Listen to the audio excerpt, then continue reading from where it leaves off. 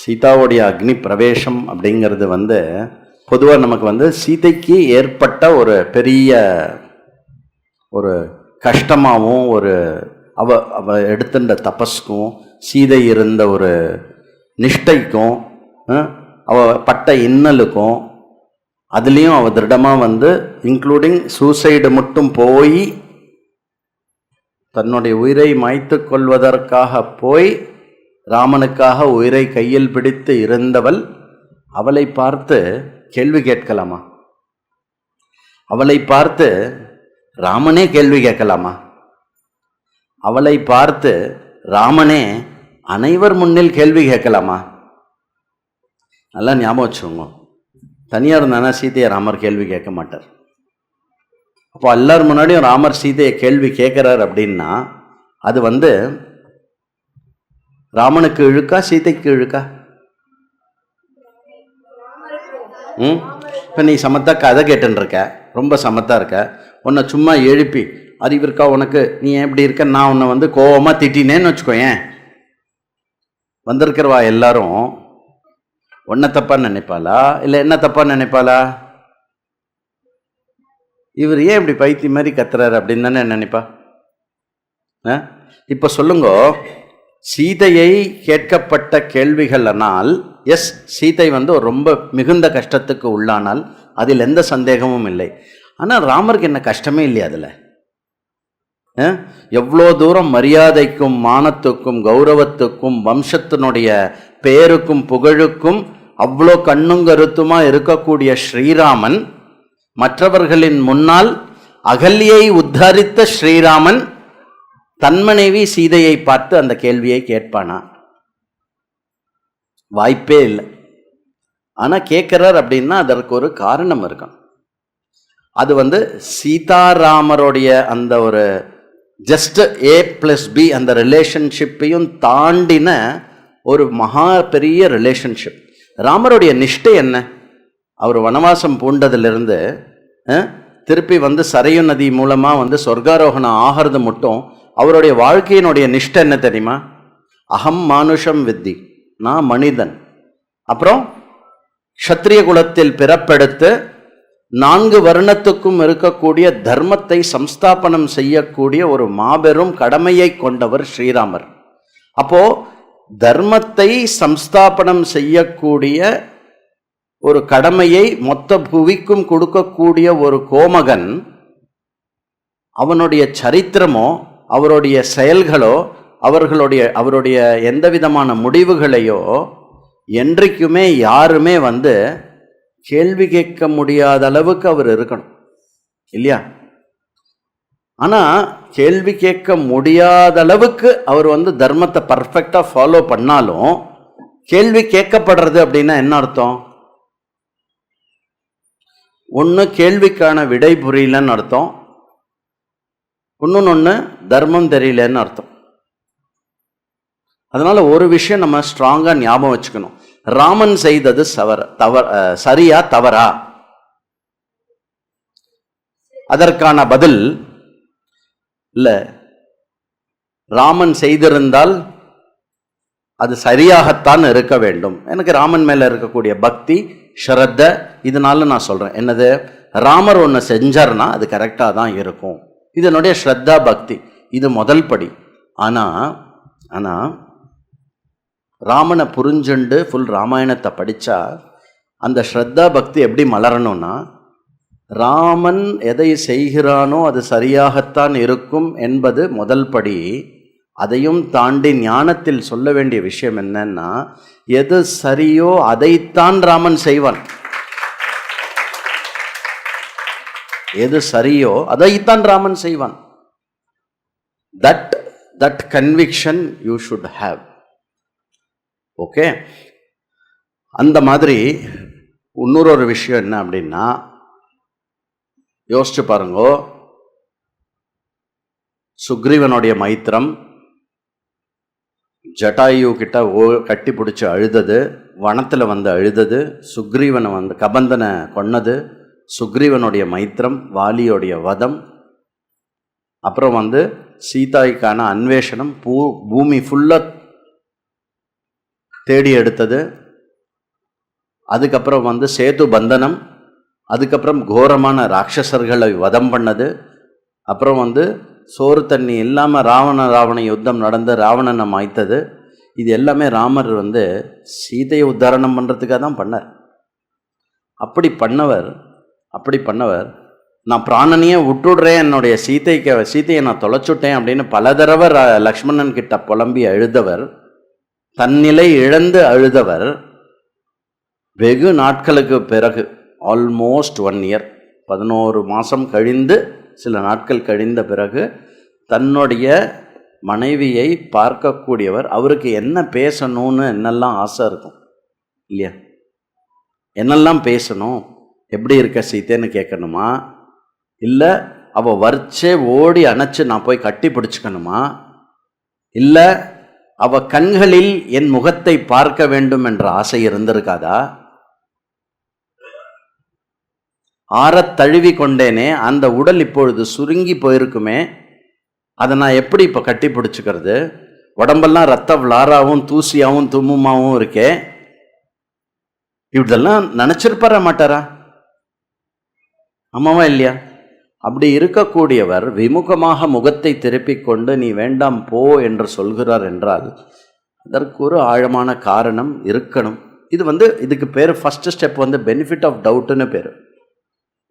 நாம் கொடுக்கறது இல்லை, அட்லீஸ்ட் நாம் நம்மளுக்கு புரிஞ்சுக்கிறதுக்காக நம்மளுடைய புத்திக்கு கொடுக்க வேண்டிய ராமருக்கு கொடுக்குற பெனிஃபிட் ஆஃப் டவுட் இல்லை, திருப்பி தப்பாக புரிஞ்சுக்காதீங்க.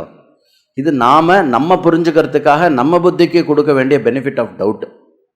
அதற்கப்புறம் சரி இதில் என்ன சரி இருக்கிறது அப்படின்னு எடுத்து அலசி ஆராய்ஞ்சு பார்த்தாக்க 30 முக்கோடி தேவர்கள், முக்கியமாக பிரம்மாஜி, மகேஸ்வரன், அக்னி பகவான், வாயு பகவான், இந்திரன், சோமன், சூரியன் எல்லாரும் வந்து சான்று கொடுக்குற.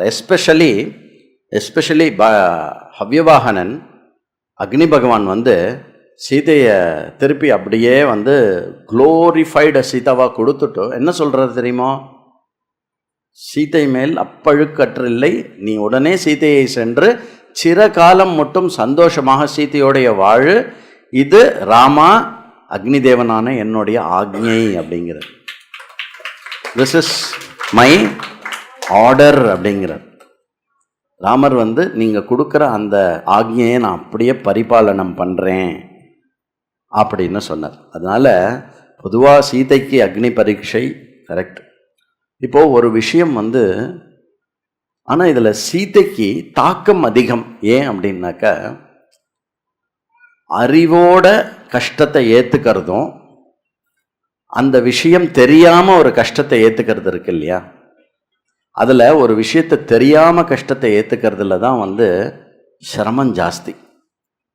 இப்போது ராமரும் கஷ்டத்தை ஏற்றுக்கிறார், சீதையும் அந்த இடத்துல கஷ்டத்தை ஏற்றுக்கிறார். அந்த ஒரு பர்டிகுலர் இடத்துல சீதைக்கு ஏன் ராமர் இப்படி பேசுறாருன்னே தெரியல. அண்ட் எஸ்பெஷலி வந்து ஒரு பெண்மணியினுடைய உச்சபட்சமான பவித்திரத்தை கேள்வி கேட்கின்ற ஒரு விஷயம், 4 பேர் முன்னாடி கேட்கின்ற விஷயம், அந்த மாதிரி ஒரு ரொம்ப ஒரு சாதாரணமான நிமினமான ஒரு மனிதன் வந்து செய்யக்கூடிய கேட்கக்கூடிய ஒரு கேள்வி, என் பரந்தாமன் என்னை பார்த்து கேட்கிறானா இல்லை? ஆனால் ராமருக்கு தான் ஏன் கேட்குறோம், எதுக்கு கேட்குறோம் எல்லாமே தெரிஞ்சிருந்தும் இது மட்டும் கஷ்டம் இல்லை. இந்த கேள்வியை கேட்டால் கொஞ்சம் கூட சீதையினுடைய முக சுழிவு கூட தாங்க முடியாத ராமர் இந்த கேள்வியை கேட்டால் சீதையினுடைய மனசில் எப்பேற்பட்ட இடி விழுன்னு ராமருக்கு தெரியுமா தெரியாதா? தெரிஞ்சிருந்தும் அந்த கேள்வியை கேட்குறாரு, கேள்விகளை கேட்குறார். அதனால் வந்து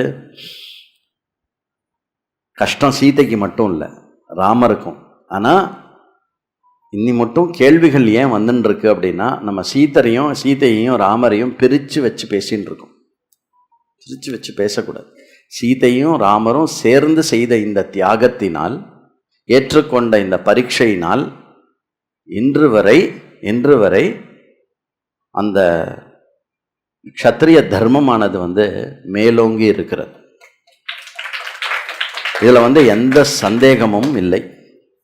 அந்த மாதிரி அக்னிதேவன் வந்து சீதையை கொடுத்த உடனே அடுத்தது வந்து அங்கே இருக்கிற பரமேஸ்வரன் மகாதேவன் பேசுகிறார். யார் மகாதேவன்? சிவபெருமான், மகேஸ்வரன். அவர் என்ன சொல்கிறார் அப்படின்னா, ராமா, நான் பரிபூர்ணமாக பிளஸ் பண்ணுறேன் உங்களை. ரைட் வா, இதோ இந்த திவ்யமான விமானத்தில் உங்கள் அப்பா தசரதர் உக்காந்துன்னு இருக்கார். தசரதரை போய் பார்த்து பேசுங்கோ அப்படிங்கிறார். உடனே வந்து ராமர் போய் தசரதனோட நமஸ்காரம் பண்ணி தசரதனோட பேசுகிறார். என்ன சொல்கிறார் தசரத மகாராஜா? என்ன சொல்கிறார் அப்படின்னா, 162 ஒரு நிமிஷம்.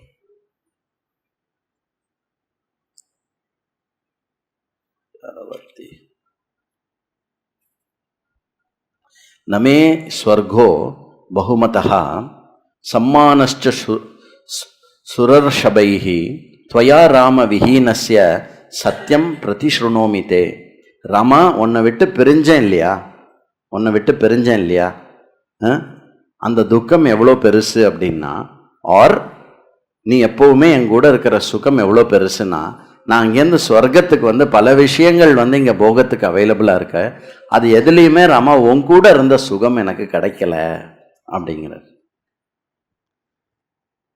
அதுக்கப்புறம் வந்து இந்த மாதிரி கைகேயா யானி சோக்தானி வாக்கியானி வததம்வர தவ பிரவ்ரஜஸ்நார்த்தானி ஸ்திதானி ஹிருதயே மம. இன்னும் கூட ராமா, கைகேயி பேசின பேச்செல்லாம், அந்த கட்டோரமான வச்சனங்கள்லாம் என் மனசில் இருக்கு ராமா. ஆனால் ராமா, நீ பண்ணிருக்கிற இந்த காரியம் இருக்கு இல்லையா, பரம அற்புதமான காரியம். என்ன காரியம்? மொத்த ராட்சசஸை வந்து சம்ஹாரம் பண்ணியிருக்கார் ராமர். அந்த சம்ஹாரம் பண்ண அந்த காரியமானது நீ பண்ண வேண்டியதெல்லாம் பண்ணி முடிச்சாச்சு ராமா. இனிமே நீ எதுக்கு நீ என்ன பண்ணணும் அப்படின்னா, சௌக்கியமாக அயோத்தியாவில் இருந்து சுகபோகங்களை அனுபவிச்சுண்டு ராஜ்யத்தை வந்து பரிபாலனம் பண்ணிட்டு இருக்கணும். அதுதான் விஷயம். அப்புறம் ராமா, பரதனை பற்றி சொல்கிறார். பரதன் பெரிய தர்மாத்மா ராமா, ரொம்ப பெரிய தர்மாத்மா. அவன் ரொம்ப பவித்திரமானவன், பலம் பொருந்தியவன், அறிவு பொருந்தியவன். என்றைக்குமே பரதனிடத்துல நீ வந்து எந்த விதமான சந்தேகத்தையும் வச்சுக்காத ராமா. இல்லை, தசரதன் சொல்ல வேண்டிய கடமை சொல்றார். இதி ப்ருவன்னாம் ராஜானாம் ராமஹா பிராஞ்சலிர் அப்ரவீத் குருப்பிரசாதம் தர்மஜ்ஞ கைகேயா பரதஸ்யச்ச. அப்பாவுக்கு நமஸ்காரம் பண்ணிட்டு முதல் வாக்கியம் ராமர் வாயிலேருந்து என்ன தெரியுமா வருது? அப்பா, என்னுடைய ஒரு சின்ன வேண்டுகோள் இருக்கு, நீங்க நிறைவேற்றணும். சொல்லுறாமா. கைகேயியை பொறுத்து உங்க மனசுல ஒரு கஷ்டம் இருக்கு இல்லையா, அந்த கைகேயி அப்படிங்கிற ஒரு கேரக்டரை பொறுத்து ஒரு இது இருக்கு இல்லையா, அதை விட்டுடுங்கோ, வேண்டாம். அது அம்மாவோ கைகேயி மாதா. அதனால நான் என்ன ரிக்வெஸ்ட் பண்ணுறேன்னா, அவளை பொறுத்து உங்களுக்கு இருக்கக்கூடிய அந்த ஒரு கிளேஷம் இருக்கு இல்லையா, அதை எடுத்துருங்கோ. சுபுத்திராம் துவயா தியஜமிதி எதுக்வா கைகேயி துவயா சசாபம் கைகேயீம் கோரஹா சுபுத்திரானாம் நஸ்பிருஷோ பிரபு. என்ன சொல்றா அப்படின்னா,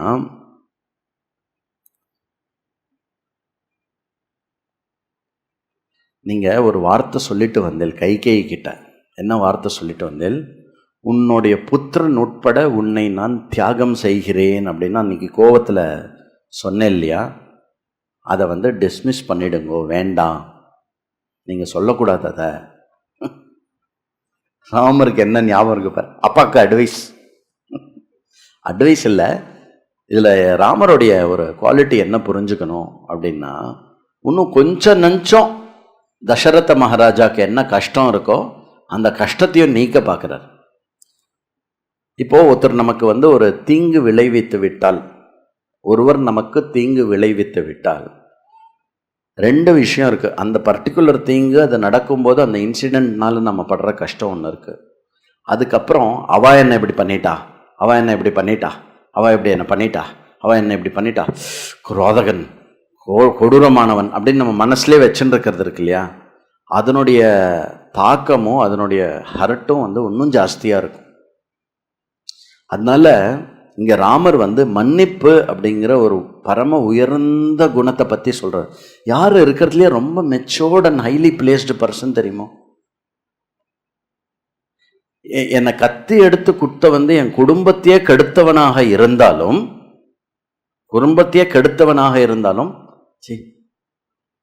மன்னிக்கிறது வந்து ரொம்ப பெரிய விஷயம். மன்னிச்சுட்டு அந்த ரிலேஷன்ஷிப், அந்த வியாத கதை நேற்றுக்கு சொன்னேன் இல்லையா, வியாதன் தன்னுடைய சத்ருவாக இருந்தாலும் தன்னை ஆசிரயித்து வந்ததனால் அந்த கரடி அவனுக்கு ஆசிரியம் கொடுத்தது. ஏன் ஆசிரியம் கொடுக்க வந்த சத்ரு தன்னையே கொன்ற முயன்றாலும் அவனை விட்டு கொடுக்காம இருக்கு இல்லையா? இது ஒரு மெச்சோர்டு சத்துப்புருஷ லட்சணம் அப்படின்னு சொல்லப்படுறது.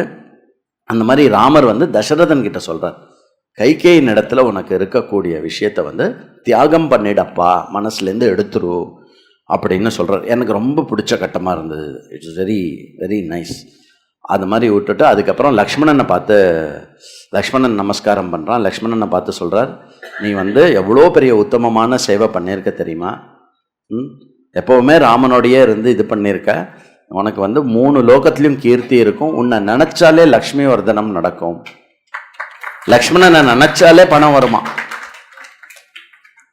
அதுக்கப்புறம் வந்து சீதாவை பார்த்து சொல்கிறார், மா இத்யுக்த்வா லக்ஷ்மணம் ராஜா ஸ்னுஷாம் பத்தாஞ்சலிம் ஸ்திதம் புத்ரீத்யாப்யஷ மதுரம் ஷனைரணம் உவாச்ச. என் பெண்ணே அப்படின்னு சொல்லி கூப்பிடுறாராம். அதாவது புத்ரி அப்படின்னு சொல்லி கூப்பிடுறாராம். யார? சீதா மாதாவை வந்து என் புத்ரி அப்படின்னு சொல்லி கூப்பிட்டு மதுரமா மெதுவா பேசுறாராம் சீதா கிட்ட.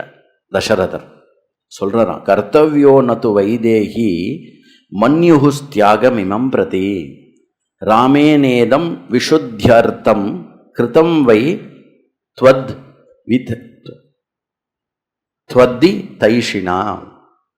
நல்லா புரிஞ்சுக்கோ, உனக்கு தப்பி தவறி ராமன் மேலே ஏதாவது கோபம் இருந்தது அப்படின்னா அதை இப்பவே தியாகம் பண்ணிட சீதா.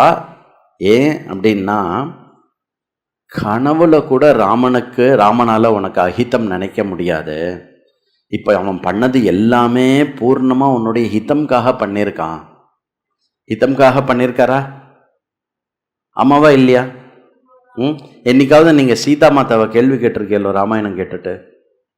ஆமாம், சீதா மாதா நிஜமாவே அப்படிதானா அப்படின்னு யாருமே கேட்க மாட்டான். யூ ராமர் ஏன் இப்படி கேள்வி கேட்டார், இதுதானே நீ மட்டும் பேச்சு. அதுதான் ராமருடைய வெற்றி.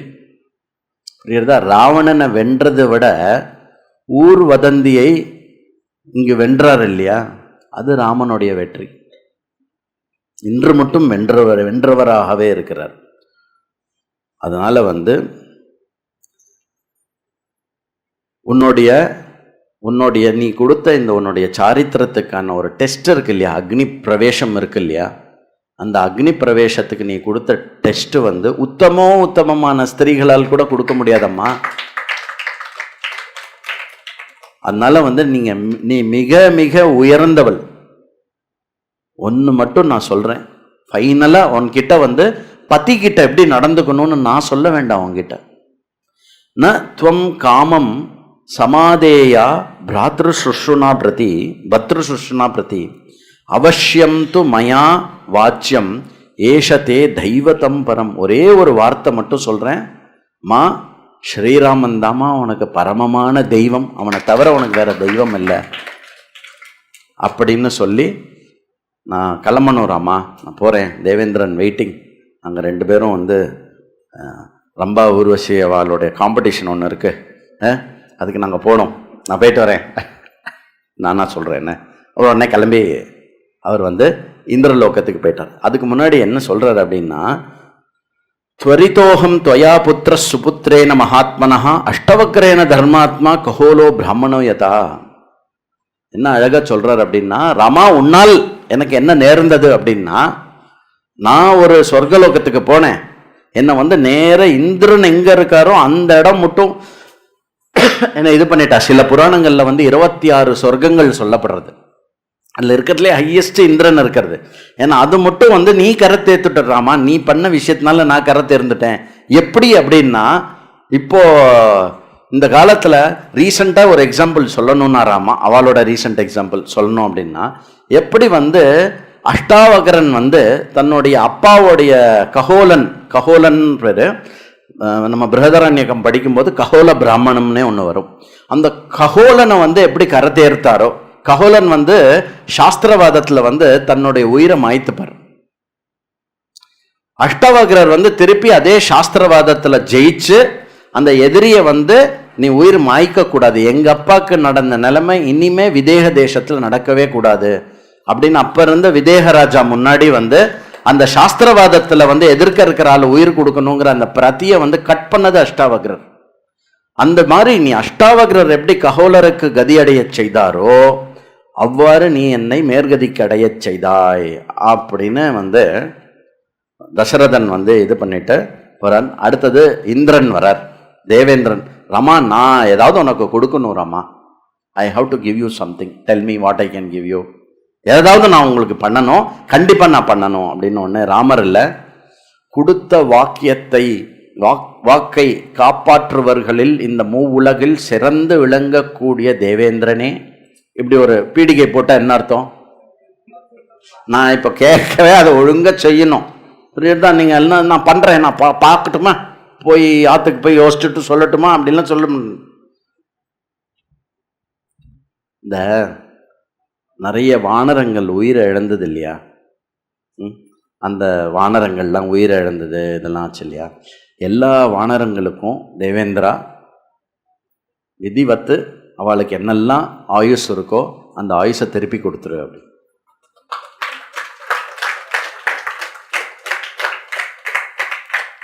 ஏதா கேட்டுக்கலாம்ல தனக்கு, ஒன்றும் கேட்க மாட்டார். அப்படியே ஆகட்டும் அப்படின்னு சொல்லிட்டு தேவேந்திரன் அப்படி கிளம்பினாராம். எல்லாம்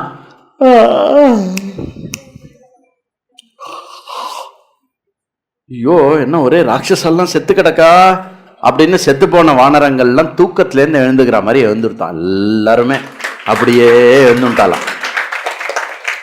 நல்லா ஞாபகம் வச்சுக்கோங்க, எப்போ ராமனை கேட்ச் பண்ணுறீங்களோ எல்லளவும் லாஸ் இருக்காது. சில கஷ்டங்கள் அதெல்லாம் வந்து டமால் டிமில்னு வரும். ஆனால் ரொம்ப கஷ்டமான கஷ்டம், மனக்கஷ்டம், பணக்கஷ்டம், உடல் கஷ்டம், மன கஷ்டம், உற்றார் கஷ்டம், உறவினர்கள் இடத்துல கஷ்டம், அந்த கஷ்டமான செயலை வந்து நம்ம தர்மம் இதுதான் சரின்னு ஆழ் மனசு சொல்கிறத நம்ம நிறைவேற்றிட்டோம் அப்படின்னா ஸ்ரீராமன் கையை விட மாட்டான். அப்படியே சாக போனாலும் நம் எதிர்க்கே சண்டை போடுகின்ற அந்த வாலியின் நெஞ்சில் அம்பை பாய்த்து அடிப்பான். அந்த நம்பிக்கையும் தர்மத்தில் வந்து அப்படிப்பட்ட ஒரு நிஷ்டையும் நம்மக்கிட்ட இருந்தா ஆகர்ண பூர்ண தன்வானவ் ராம லக்ஷ்மணவ் சபாஷ், வெரி குட் அப்படி சொன்ன உடனே ராமர் வந்து அப்படியே அன்னைக்கு நைட் அங்கே தங்கிட்டாராம். இங்கே நைட்டு தங்கிட்டு மறுநாள் காத்தால எழுந்தாராம். எழுந்து பார்த்தா முன்னாடி சுக்ரீவன் கையை கூப்பின்னு நிற்கிறான். ராமர் எப்படி தூங்குவார்னு தெரியும்ல உங்களுக்குலாம். ராமர் லக்ஷ்மணர்லாம் நன்னா தூங்குவா. எங்கேயுமே வந்து லக்ஷ்மணர் வந்து இந்த 13 வருஷம் தூங்காமல் இருந்தார் அதெல்லாம் இருக்குல்ல, வால்மீகி ராமாயணத்தில் அதனுடைய மென்ஷன் இல்லை, சரியா? அப்புறம் நிறைய அங்கங்கே தூங்குறார் லக்ஷ்மணன். வந்து ராமர் வந்து லக்ஷ்மணனை எழுப்பினார், கொட்டாவி விட்டார், எல்லாமே எழுதுறார் யார்? வால்மீகி. அதனால் 2 பேர் நல்லா தூங்கி வந்தோடனே விபீஷணன் வந்து இது மாதிரி இது பண்ணி புஷ்கரணியில் தண்ணி ரெடியாக இருக்குது. அப்புறம் வந்து நானா விதமான சாமுத்திரிகா லட்சணங்கள்லாம் தெரிஞ்ச, அலங்காரங்கள்லாம் தெரிஞ்ச பெண்மணிகள்லாம் ரெடியாக இருக்காராமா, எல்லாரும் உங்களுக்கு குளிப்பாட்டி விடுவா.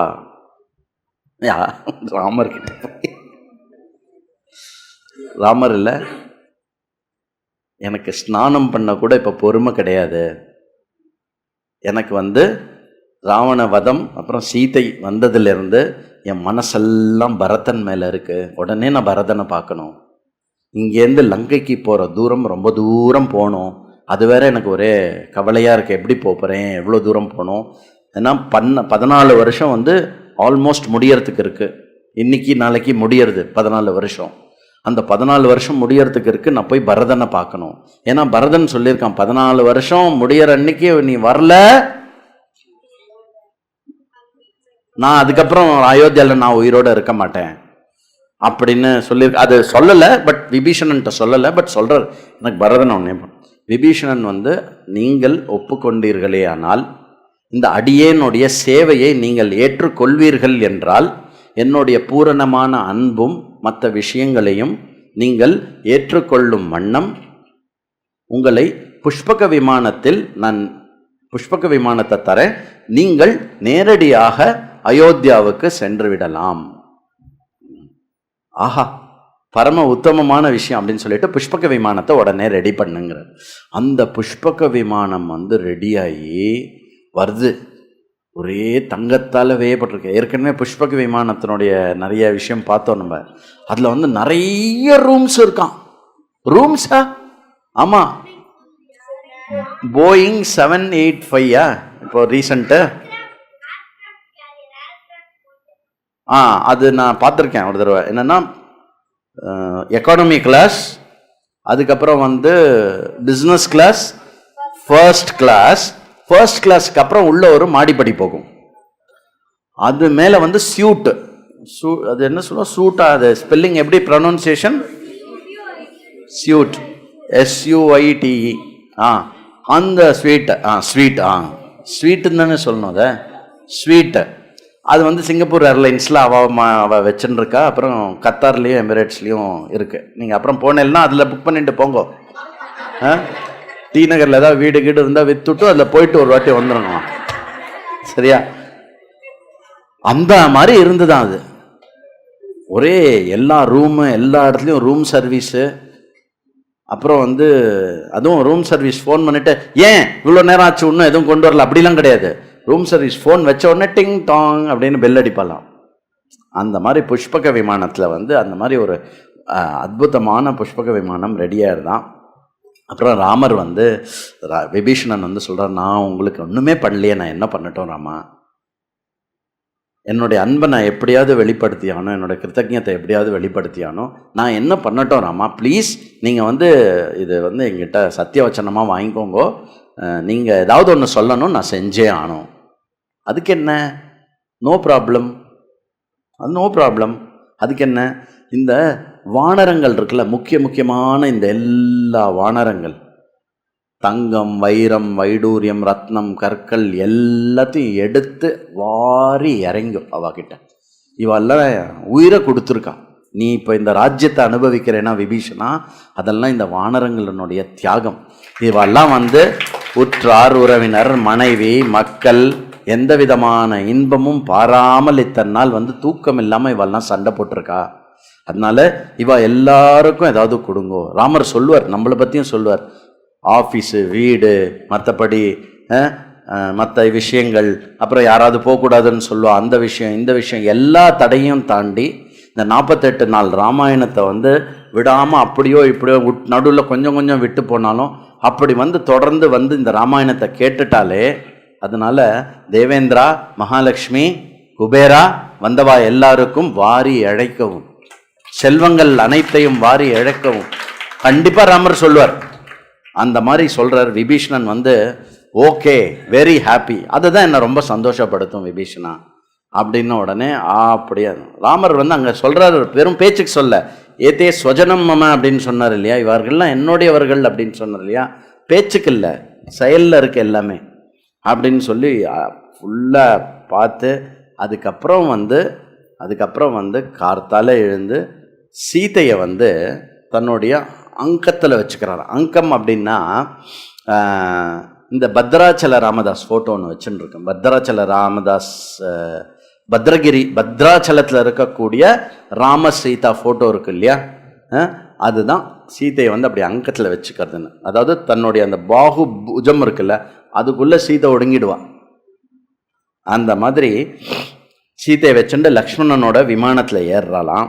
ராமர் வந்து அப்புறம் சொல்கிறார், சுக்ரீவா, விபீஷணா, எல்லோரும் உங்கள் ஆட்சியை நன்னபடி செய்யுங்கள். சுக்ரீவா, நீங்கள் சுக்ரீவனை அனைவரையும் கூட்டிக் கொண்டு கிஷ்கிந்தா செல்லுங்கள், ஆனந்தமாக சுகபோகத்துடன் ஆட்சி செய்யும். விபீஷணா, இதோ என்னால் ஜெயிக்கப்பட்ட இந்த லங்கா உன்னுடையது, தர்மமாக ஆட்சி செய் அப்படின்னு ஒன்று. விபீஷணன் மீண்டும் வந்தான். ஐயா, இன்னொரு வேண்டுகோள் விபீஷணன் சுக்ரீவன் எல்லாம் குரூப்பாக வரா. ஐயா, இன்னொரு வேண்டுகோள், உங்களோட ஆக்ஞை, உங்களுடைய கருணை இருந்தால் மற்றொரு வேண்டுகோள் அப்படின்னு, உங்களுடன் நாங்களும் அயோத்தியா வந்து நீங்கள் அந்த ராஜ்யாபிஷேகத்தில் அந்த சிம்மாசனத்தில் ஏறி உட்கார்ந்து எந்த மகுடமானது பிரம்மாஜி தன் கையால் செய்து முதலில் மனுவுக்கு சூட்டினாரோ அந்த சூட்டின அந்த மகுடம் உங்கள் தலையில் ஏறுகின்ற திவ்யமான காட்சிகளை நான் பார்க்க வேண்டும். மேலும் அயோத்தியாபுரியை பற்றி நிறைய கேள்விப்பட்டிருக்கோம். அயோத்தியாபுரியிலும் அது சுற்றி இருக்கும் அந்த வனத்திலையும் நாங்கள் சஞ்சரித்து மாதா கௌசல்யாவிடமிருந்து ஆசீர்வாதம் பெற்று நாங்கள் திரும்ப வேண்டும் என்று விரும்புகிறோம். ராமருடைய சென்சிட்டிவ் பாயிண்ட் டச் பண்ணிட்டா, உங்கள் அம்மாவோட ஆசீர்வாதம் வாங்கணும், நான் என்ன பண்ணட்டும்? ராமர் சொல்றார், இதை விட என்னை பிரீத்தி செய்யக்கூடிய விஷயம் என்னவா இருக்கும்? எல்லோரும் ஏறுங்கள் அப்படின்னு எல்லாரையும் விமானத்தில் ஏற்றுறார். எல்லாரும் விமானத்தில் ஏறிண்டே இருக்கலாம். அந்த விமானம் எப்படி இருக்கான் அப்படின்னா மேருமலைக்கு துல்லியமா இருக்கான், அவ்வளோ பிரம்மாண்டமா இருக்கான். எல்லா வானரங்கள் எல்லாரும் ஆல் ஆன்போர்டட் சீதாவை மட்டும் அப்படி வச்சுட்டு தன்னுடைய பக்கத்துல அப்படி உக்காத்தி வச்சுட்டு இருக்காராம். அந்த சீதாவை அவர் வச்சுட்டு இருக்கிற அந்த அரவணைப்புன்னு சொல்லுவா இல்லையா, அது அரவணைப்பு அப்படின்னா என்னன்னா, நீங்க அந்த பிக்சரை பார்த்தா தெரியும். சீதாவை அப்படி வந்து அரவணைச்சு உக்காத்தி வச்சுட்டு இருக்காராம். சீதாவை அரவணைச்சு உக்காத்தி வச்சுண்டு அங்கேருந்து கிளம்புறார். எங்க பேக். அங்கேருந்து நிறைய பேர் வந்து இன்டர்நெட்ல எல்லாம் போட்டிருப்பா, லங்கா டு அயோத்தியா. அப்படி கிடையாது. ராமர்ல புஷ்பக விமானமே நான் எப்படி நடந்து வந்தேனோ அதே ரூட்ல திரும்பி போ. புஷ்பக விமானம் வந்து தட தட தட தட தட தட தட தடன்னு அப்படி மேலே ஏறதான். பா பளிச்சுன்னு திடீர்னு வந்த அந்த பூர்ண சந்திரன் வந்து கடகடன்னு பூமிக்கு பக்கத்தில் வந்துடுத்துனா எப்படி இருக்கும் அந்த மாதிரி இருந்துதான். சக்கச்சவன் அது தங்கமா இல்லை வெள்ளியா எப்படி மின்றது, அவ்வளோ இது பண்ணிட்டு அங்கேருந்து ஏறின உடனே ஆரம்பிக்கிறார். பிரியே யாரு? இப்ப மட்டும் பிரியே அப்படிலாம் சொல்லல சீதா. கைலாச சிகராகாரே திரிகூட்டேஸ்வர ஸ்திதம் லங்காம் அவீக்ஷஸ்வ வைதேகி நிர்மிதம் விஸ்வகர்மனா. ஹே வைதேகி, அங்க பார், விஸ்வகர்மனால் நிர்மாணிக்கப்பட்ட திரிகூட்ட பர்வத்தத்தின் மீது அமைந்திருக்கும் அற்புதமான லங்கையை பார். கேட்டிருப்பா போல் இருக்கு. அது என்ன ஓரத்தில் ஒரு மாதிரி எரிஞ்சிருக்கு அப்படின்னா, அது நம்ம அனுமான் பண்ண வேலை அப்படின்னு. அதுக்கப்புறம் அங்க பாரு, மாமிசமும் ரத்தமும் கடந்தெடுத்து ஓடிக்கொண்டு இருக்கிறதே, அதுதான் நாங்கள் யுத்தம் செய்த யுத்த பூமி அப்படின்னு காட்டுறார். ஒன்றுன்னா காட்டுறார். பீரு, பிரியே, கல்யாணி, அப்புறம் வந்து அன்பே, இந்த மாதிரி ஒரு ஒரு இடத்துலையும் ஒரு ஒரு வார்த்தை போடுறார். எல்லாத்தையும் நான் சொல்லிட்டு இருந்தேன்னா இது வந்து இதாயிடும். அங்கே பாரு இந்த யுத்த பூமிக்கு ஓரத்தில் வந்து சாம்பல் வந்து ஒரு பெரிய தேக்கமாக இருக்கு பாரு, அதுதான் ராவணனுடைய பஸ்மம். அது பாருங்க பாரு அப்படின்னு.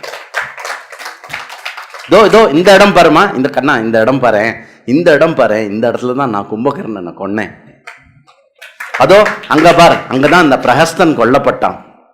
இங்க பாரு இந்த இடம், இந்த இடம் இருக்கு இல்லையா, இந்த கல் இருக்கு இல்லையா, இது பக்கத்துல தான் தூம்ராட்சன் ஹனுமான் அப்படியே போட்டான்.